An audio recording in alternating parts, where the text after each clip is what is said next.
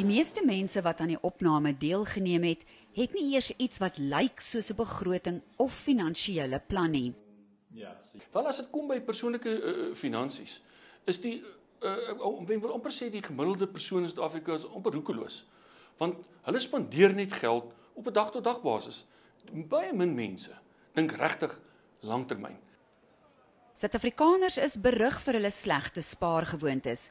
En waar armer Suid-Afrikaners vroeër heelwat staat gemaak het op buiteinstellings om hulle geldelik kop bo water te hou, het hulle deesdae al hoe minder vertroue in die stelsel.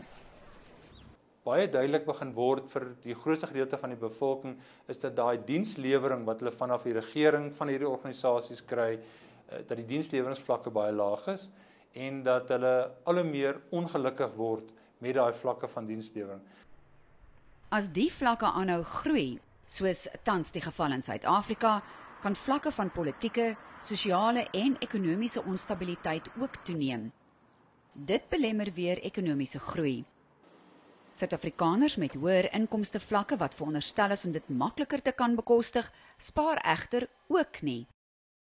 Over-expenditure, taking on very expensive debt and then struggling to repay that is at the order of the day. But instead of using that for savings and retirements, are buying massive cars, spending quite a lot on a lot of very expensive branded products. Politieke onsekerheid, onvriendelike sakebeleid en swakker wêreldwye ekonomiese toestande bemoeilik beslis Suid-Afrikaners se finansiële sake.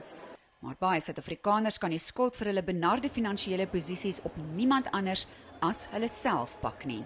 Maar mense moet 'n begroting opstel en verstaan waaraan spandeer ek my geld en waarop en wat gaan ek in die toekoms moet spandeer.